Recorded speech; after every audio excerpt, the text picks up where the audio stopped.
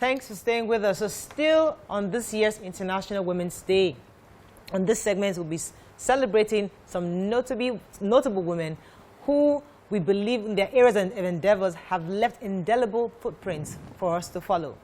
They've made their marks in different ways. First up is Mrs. Foluke Abodorin Alakija. She's currently the Managing Director of Missing Middle Nigeria Limited, a company that facilitates capacity building and hand-holding training and loans for business owners, especially for women.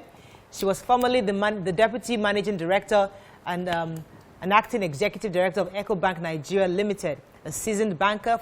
She has over 32 years banking experience managing a portfolio of large, medium, and small companies in Nigeria and other companies. We also have Mrs. Justina Akpogwalewa. She is the immediate past Company Secretary and Chief Legal Counsel of Sterling Bank, PLC. She started her career with the Ministry of Justice, JOS, and Plateau State as a State Counsel. Mrs. Justina has served as resource person on customer banker, mediation, legal, career development issues at training conferences. She has also won several awards. Welcome with us our two fabulous women today.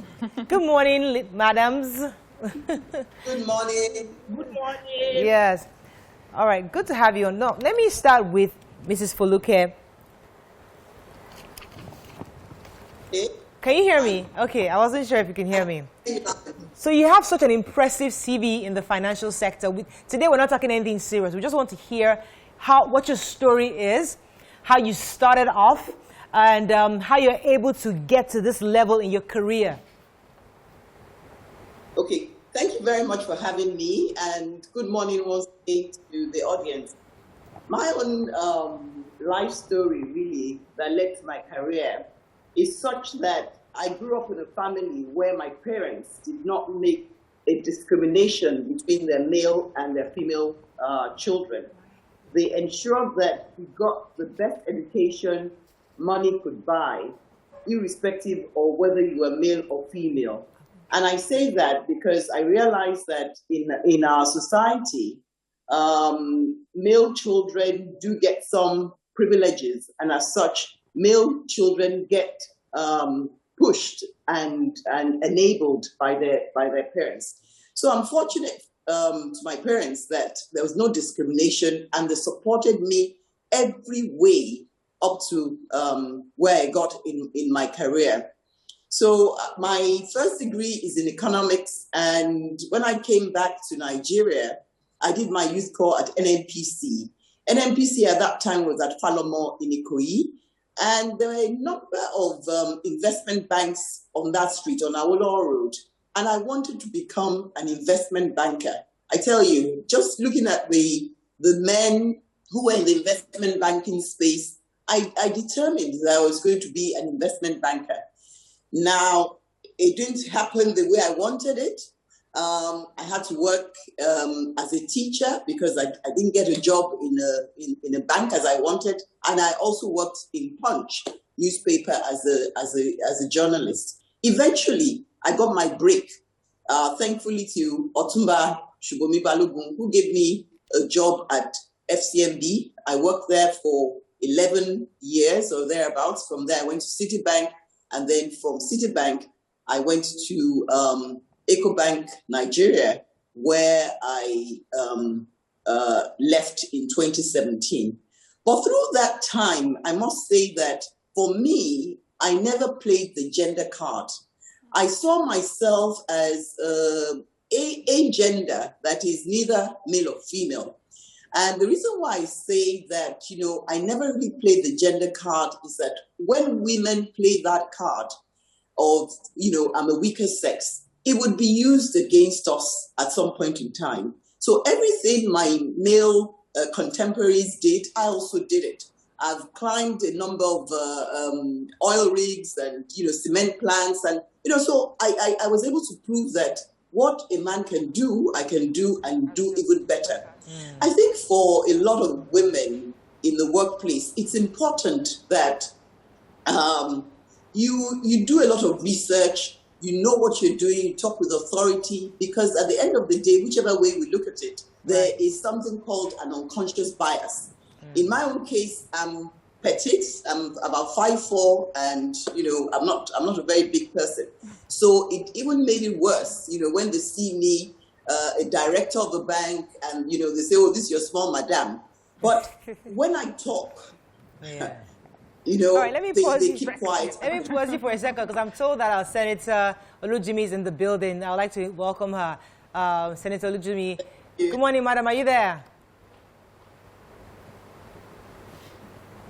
Senator Olujimi. Thank you very much for having me. Welcome, madam. So Senator Olujimi actually went to obtain her diploma in journalism from the Nigerian Institute of Journalism. So she's a journalist, and her story is that of rising from grass to grace. She worked hard to get to the top of her career, and she's one of the women we'd like to celebrate today. Welcome to the show, madam. Good to see you. Thank you, ma'am. Thank you. All right, so let me go back to our other guests. Let me come to Nima. Go ahead. Will I say it's a coincidence that Senator Olujimi came in at the time I wanted to ask a question? So she came on the show sometime in the past, and she talked about the bill, to curb the abuses of women in the financial sector.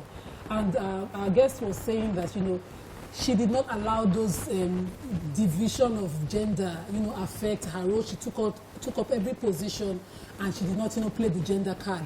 But there are certain issues that are facts that, they're just in our faces. It is now popular, and, it's a fact that, the abuses or some, or discrimination against women in that sector. And, because of that, there's a bill being, pushed on the floor of the Senate to curb it. Mad, would you try to, can you, tell us about some that you might have seen, and how you've helped, discourage them? Okay, is that question for me? Because I didn't hear what she said. So, can you please summarize what she said? Okay, so your history shows that you were in the banking sector for a while, and Senator Olujimi has talked about the bill against the abuse of women in the financial sector that is on the floor of the Senate now. And because of that, I'm saying that it's a fact that even though you did not play the gender card in your career path, these abuses exist. Can you talk about some that you saw and what you did to curb them? It's in my case, it's not that I did not see gender discrimination. Of course, it's in your face. And that's why I use the word unconscious bias. So, you see a woman as a director and you're expecting a man. So you saw it, but it's important that you ride those discriminations, that you show people who you are and what your worth is. And then all of a sudden, they don't see you as a woman. They don't see you as weaker sex. It's about what you're saying and what you have to deliver. So that's the point I'm making. Okay. Yes, there'll be discrimination, but women have to be able to go above and beyond it based on what their knowledge is and who they are and, how they deliver what they say. Okay, let me come to our other guests, because today we're focusing on celebrating women. So we also have Mrs. Justina Lewe in the building. I'd like you to tell us a bit of your story, how you started in the legal profession, how far you've come, and where you are in your career today. Thank you very much. Like you said, I am a lawyer by profession. And I grew up in a house or in a family where my father was an educationist, and he put us in the right path. He was always, and as a matter of fact, still my mentor today, because he always comes in to advise where he thinks you are derailing. So as a child, after my secondary school, I got admission into the university through a prelim a program into the University of Jos precisely. And so when it came to choice of the course to study, I was more inclined to choosing management studies because there was so much competition about law. And my father said to me, why will you choose management studies or political science? I think you should go for law, and then your second choice can be management. And why I'm saying you should go for law is, do you remember what happened when you were growing up as a child? I caught a thief in my mother's shop. And as young as 9 years old, I had to go and testify in court. Whoa. And I remember vividly all that happened. And the magistrate was so impressed that he said to my dad that you should groom this child to become a lawyer when she grows up. Look at the way, without coaching her, without saying anything, she remembers everything, and she said all that happened vividly, you know. So my father now recalled that incident and said to me, do you remember that? And I said, yes. And he said, okay, so go for it. You can do law. And I put that choice. And he said, you have to work hard because they have set the standard high. You must score 300 points. And I said, Daddy, is this going to be possible? He said, yes, it is possible. Just keep working hard. Lo and behold, when the registrar of the university saw him, he said, Mr. Lewa, even if we are going to admit just 10 students or candidates for law, your daughter has made it. She will be part of it. And my father came home and out of excitement, just grabbed me and carried me. And my mother said, what is going on? And that was how I got into law and studied law. And today I am passionate about law. I love it. And I am happy about it. Oh, great. So I moved on from the university to serve in Nile Merchant Bank. Today it is Sterling Bank. I served the NYC period there. Right. And I had two mentors. There was Miss Angela Omodare. She used to work with, or retired from IBTC as their chief legal counsel. And then we had Mr. Oluajano then. And they coached me so much that I loved it. And at the end of the service, because I did well, I was advised to stay on. But then I also had appointment with the Ministry of Justice, Plateau State. So I had to go home. And my father said to me, now back to these issues of women and stuff. My father said to me, you have to come back home so that you can get married. You will meet people from your side. All right, let me if you remain in Lagos, let me pause you for a second. Remain in Lagos, you will marry somebody that is a stranger to us. Yes. Let me pause you for a second, because I'd like to get Senator Olujimi to also tell us a bit of her background, where she's coming from, so we have a foundation from all our guests. Senator Olujimi, are you there, madam? Well, I'm here. Yes, we'd like to hear your story. I can't hear you. Okay, I paused you a bit, Mrs. Justina Lewa, for a second. I wanted to talk to Senator Olujimi. Senator Olujimi, are you there, madam? Yes, I am. Yes. So we'd like to hear your story also, because we know that every woman has a story. We're all coming from somewhere. And we would like to hear and tell us that what happened growing up and how you got to the point where you are today. Mine is a checkered one. I come from a very... Go ahead, madam. Hello? Go ahead, Senator. Yes, I come from a very, very simple background. My parents were not rich, but they were godly people. My father was a photographer, and my mom was a seamstress, and there are 6 girls and 2 boys in the family, and I happened to be the first. Wow. And to crown it all, I was born on Christmas Day, so I was a special. And so we grew up knowing God first and foremost. The church was quite close. But you see, we also had contending issues around where we lived. We had so many brothels and motor parks all around us. But our parents used to tell us, if you want to leave this background and move up, the thing to do is face your studies and ensure that you know God. And that is the bedrock of all we are as a family, and I am as a person. The Catholic Church shaped us, and we've held on to it since then. Fantastic. So, Well,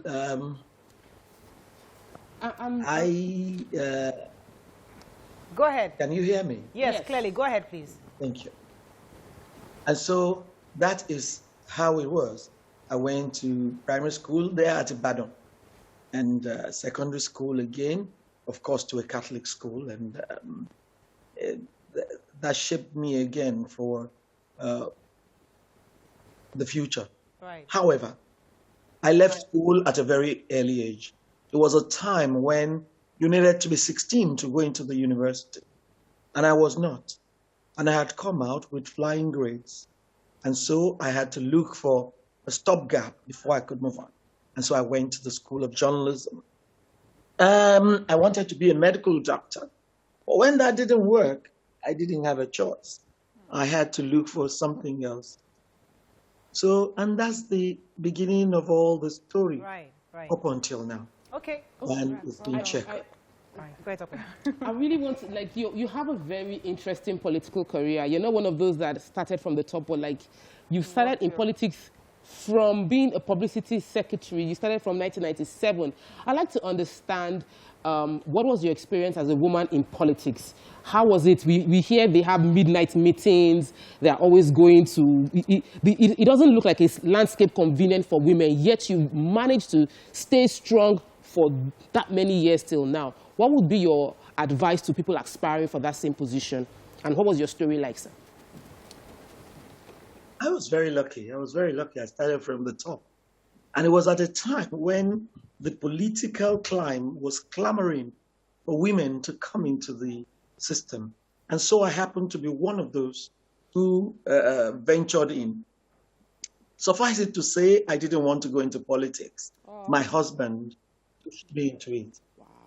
He was the one that was in politics, but I was just helping out on the sides. But the people there decided that they didn't want a man, they wanted a woman. And that they wanted me because I had been of immense help to them. And he insisted that if I didn't go, he would leave politics and he won't participate again. But if I went, he would leave politics and support me from the rear. And that's what has happened. And so I went from contesting for the House of Assembly to contesting for the House of Reps. I did win the 2 times.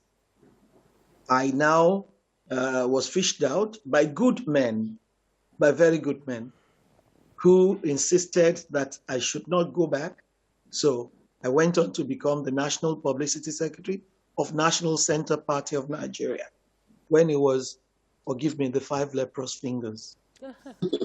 And from then, we were strengthened because we saw men who were fighting for their shirts, just like the women.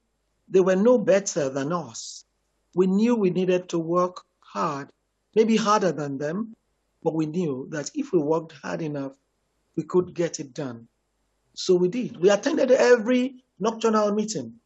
I have attended every, and I have been broken several times. They break me and I run home. But when I get home, my husband will leave me for one day to sulk and cry and do whatever. The next day, he will wake me up. He will say, hey, girl, go back to that place. Show them. In Yoruba, we say, Teshimba Dani Antungun. Go and ride that horse. Oh, right. Okay, you are falling off the horse, go back and ride it. Fantastic. Let me pause you for And a second. that's how I've sustained my... Good. Go ahead, You know, Mary. when we got the names of this wonderful woman that we'll be talking to today, I was wondering who I would find relatable.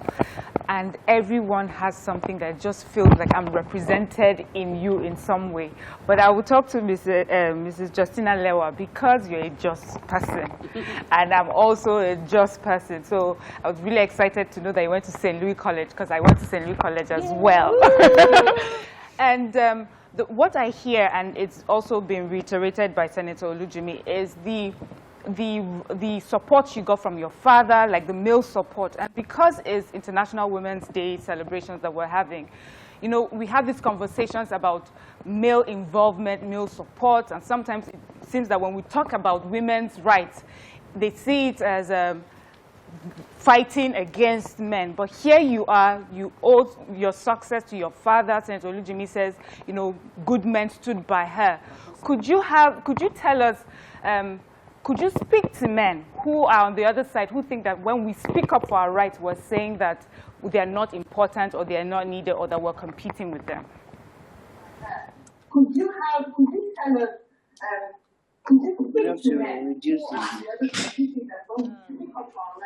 I'm straining to here, but if I heard you, you're saying that I should tell you more about the men who supported me?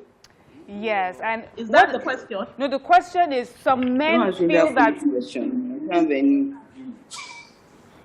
Some men feel that when a woman speaks up for her rights, when a woman asks that, you know, she be recognized for her value, her impact, what she does, that she's almost saying, I'm competing with you, or a man is not as important. But here we are with you, with Senator Olujimi. You know, it shows that men supporting women, you know, works.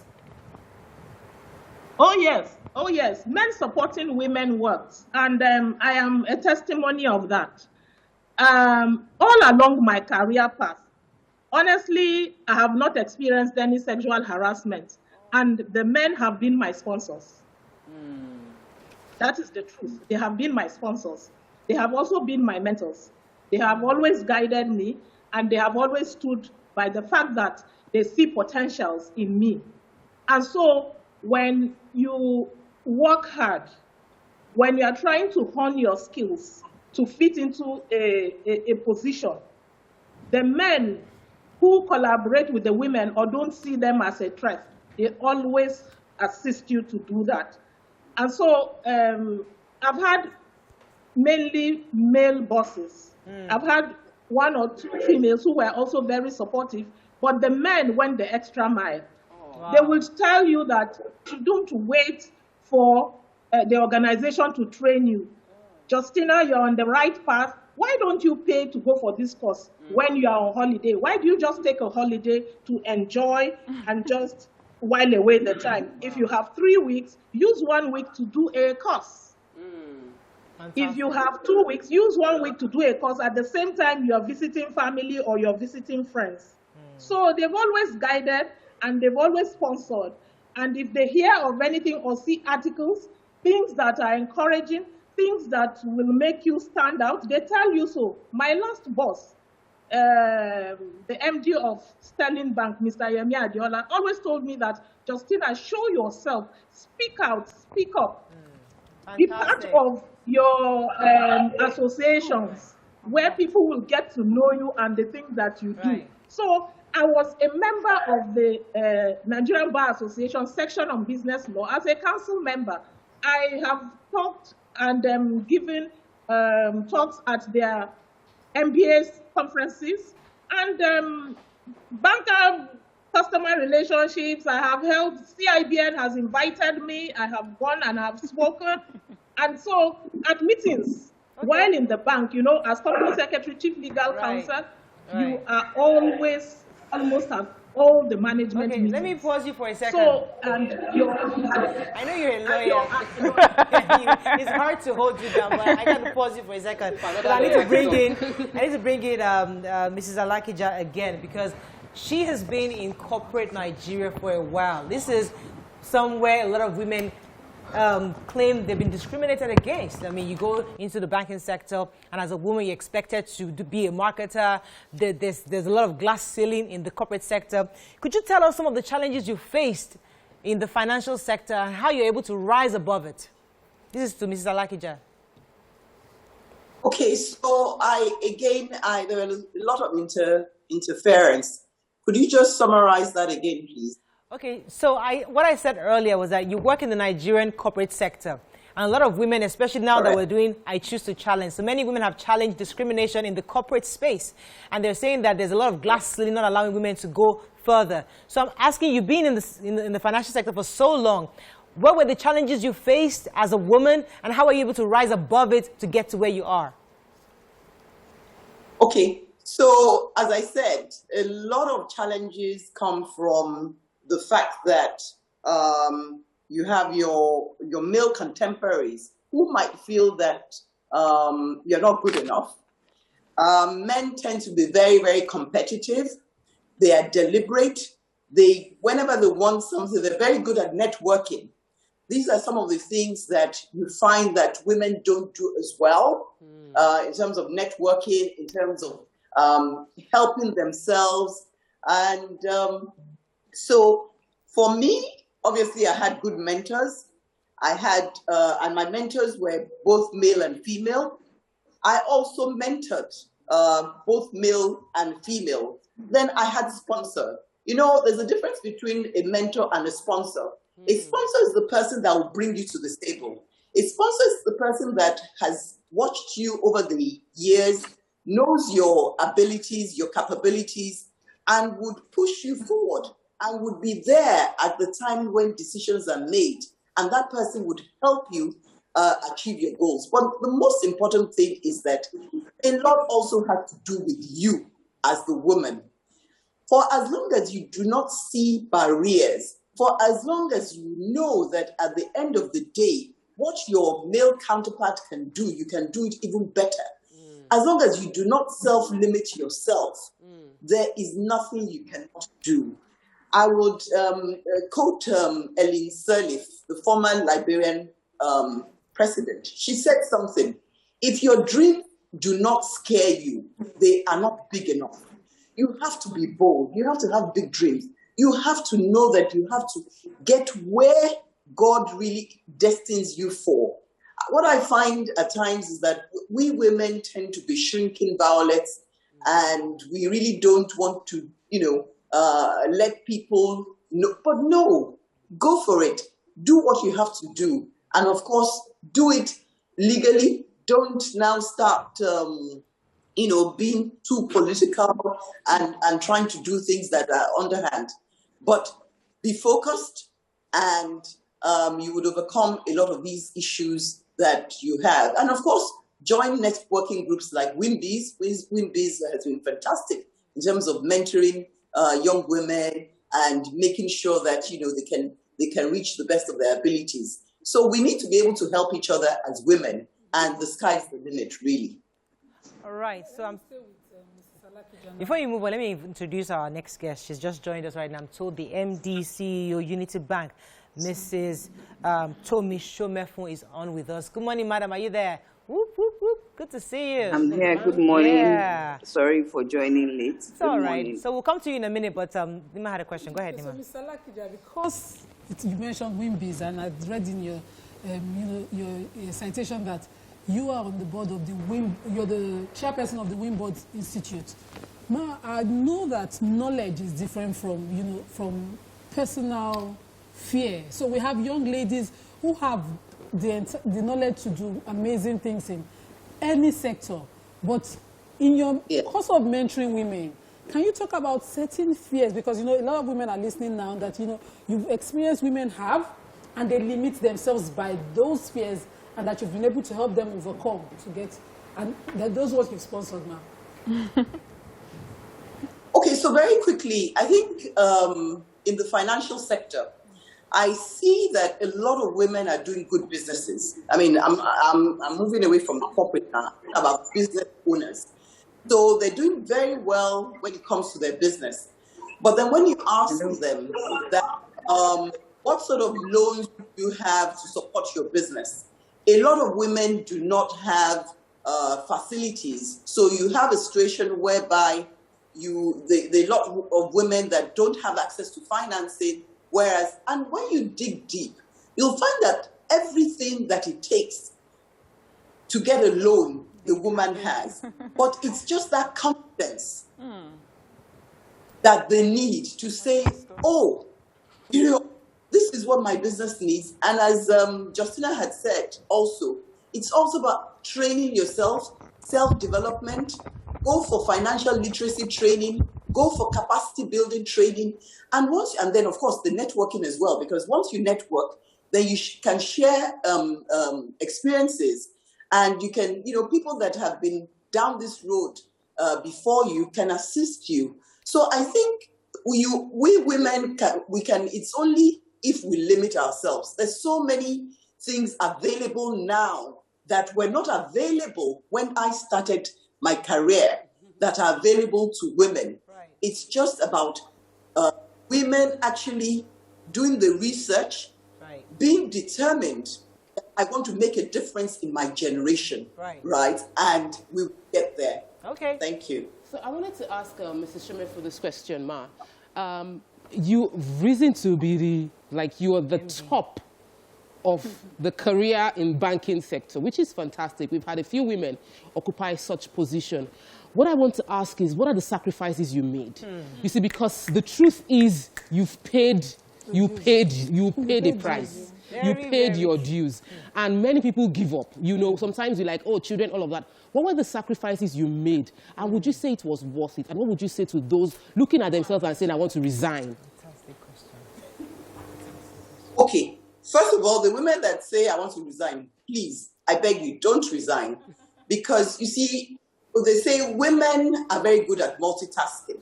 So if we're good at multitasking, why is it that we want to resign? Do you understand? At the end of the day, these children that we want to resign to go and look after will leave us because that's their own lives. They will leave us, and at the end of the day, would say, oh, so what am I going to do now? So... Oh, goodness. We're having some network. It's lagging right now. Mrs. Alakija, I would like to pause you for a second. Let me take that question to Mrs. Tomi Shomefun. The question was for you. I know, but it was Alakija that answered. Good morning. Good morning. Good to have you. Yes. Did you hear Tokwe's question, madam? You were asking... Can you repeat the question? Okay, so she wanted to know what you had to sacrifice. The kind of...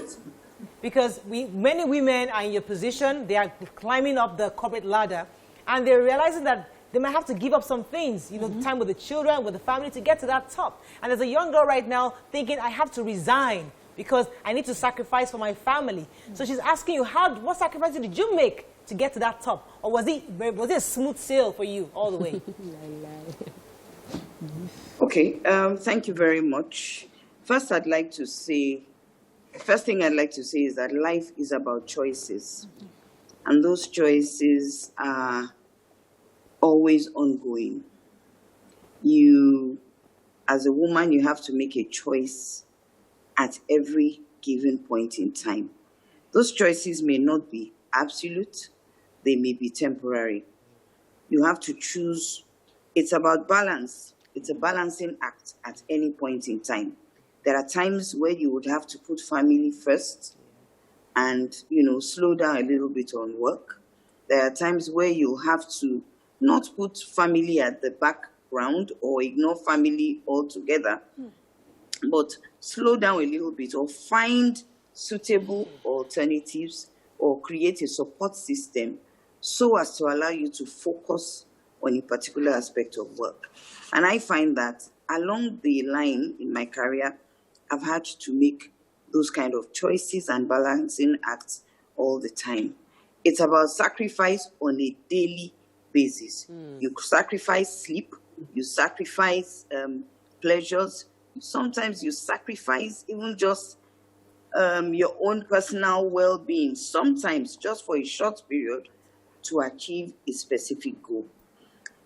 The reason I said that sacrifices don't have to be absolute is that as a woman, you don't have to choose, do I want to be married or do I want a career?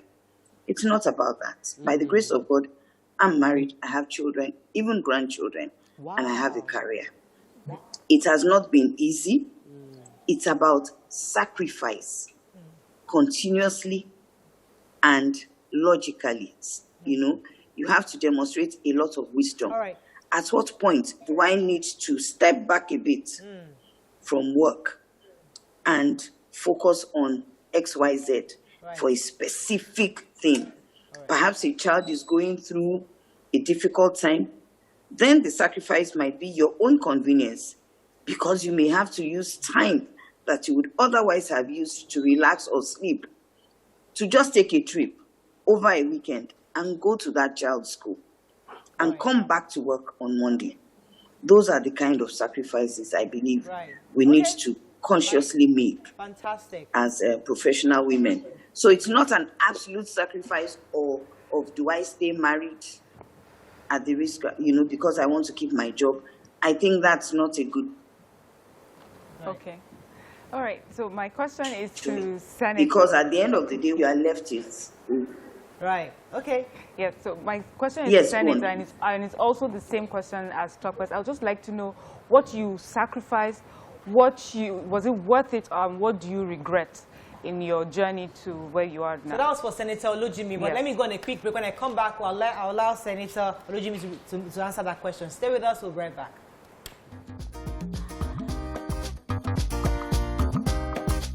Stay tuned. Your View will be right back. Thanks for staying with us. So we still have our special guest with us, and we're celebrating women all week. So Mariam asked the question. I'd like you to ask it again. So yes, to Senator Olujimi, I was saying that what were the sacrifices that you had to make, and now looking back, would you say was worth it? For me, I had to make several choices, and looking back, it's all worth the struggle and the commitment and sacrifice. There was a time when I started politics. I was pregnant with my last son, and I had to be an agent to sit with my long belly and hold the unit polls. And I sat there. It was a beautiful event because everyone that wanted to come and steal the ballot box ran away because they saw a woman with a long belly sitting there and manning the polls. It was very strenuous, but it gave me much more leverage than if I hadn't done it. Right along the way, I had to make very difficult choices. I had to drop ambition. I had to even subsume self. I had to swallow pride to be able to move. But in the end, it's been worthwhile. And like I said, I had good people all along the way who pulled me up. But they pulled me up as a woman, not because they liked me, but because they saw that this one would help their purpose. They saw that this one could work hard. This one can work without getting, asking for payment. And most of the work was gratis. But it made all the impact that was necessary.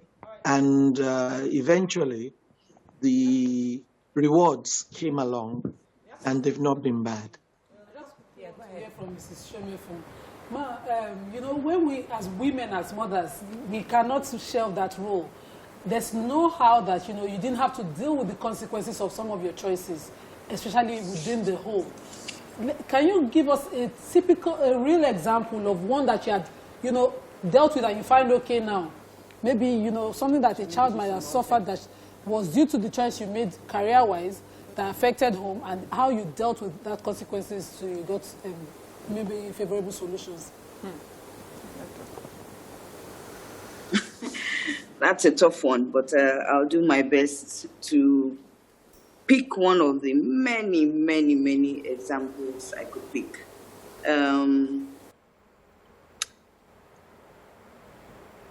My first daughter, let me put it that way, my first daughter had to do a lot of growing up